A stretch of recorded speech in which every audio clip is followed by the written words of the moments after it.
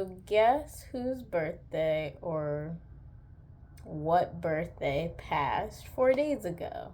July 12th was my book, Stay at Home Calls for Poetry. It's 2-year birthday, anniversary.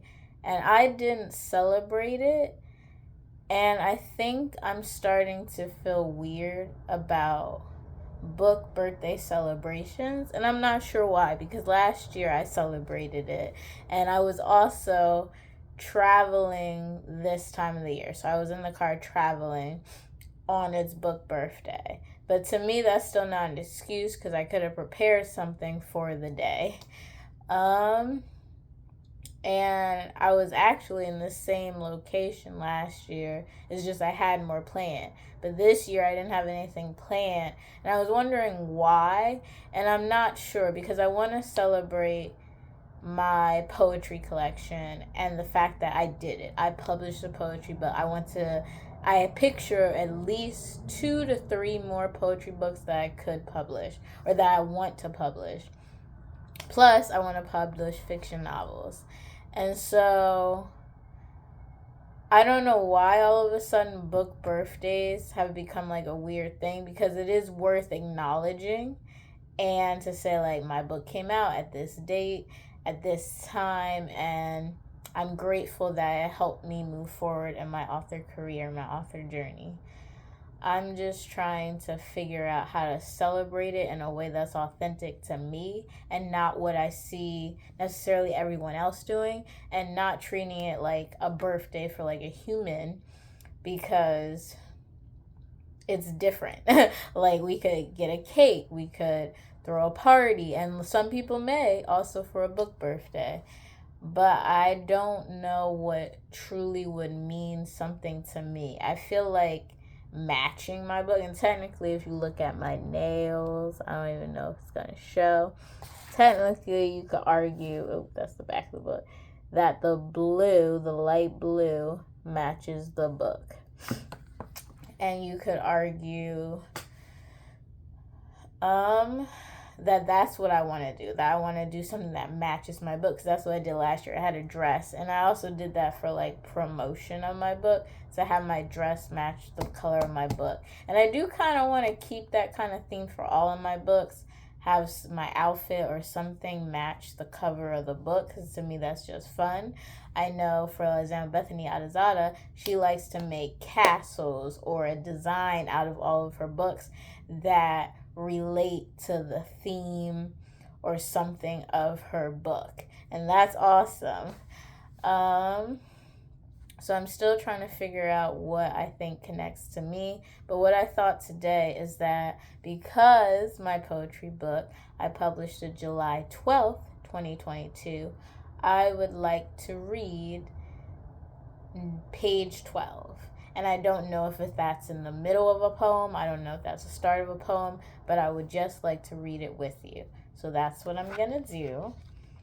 So let's go to page 12. And if you have your book, you could pause and also pick up page 12. And it actually is a poem. It's not in the middle. It's not at the end. It's the beginning and middle and end of the poem. It's all on one page. It's titled Moving Forward. Friendships only work when both sides feel cared about, included, heard, acknowledged, and honest. Simple words, often overlooked, often neglected, often unsaid. I strive to do better. And so, this is definitely a part. I wrote this poem because I feel like in our 20s, we're not told a lot about how friendships change after graduating high school, after graduating college, during this transition of us getting older but still trying to stay in touch with each other. And while technology, social media, and all these ways to connect is great, it's still putting in that effort that makes us stay in connection and stay talking and communicating with each other. And if we don't do it, we drift away from that friendship. And I feel like me growing up, I wasn't prepared for the drift.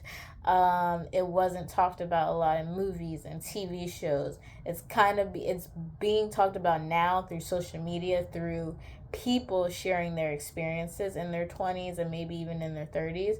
But I wish it was prepared more for my generation, so it's not like, whoa, we're just experiencing it and trying to handle it and grapple with it and learn through it. And so moving forward, I think is a good poem. Right now, personally, I just want to make more friendships, more connections. So I'm not as feeling heavy hearted as I was in 2022, 2020. It's still there and it still comes up, but it's not as heavy as it used to be. So this is a video of me wanting to celebrate stay-at-home calls for poetry, wanting to be honest of how I'm trying to figure out what's the best celebration to me. But I'm gonna sprinkle in some beach vibes because I am on vacation right now.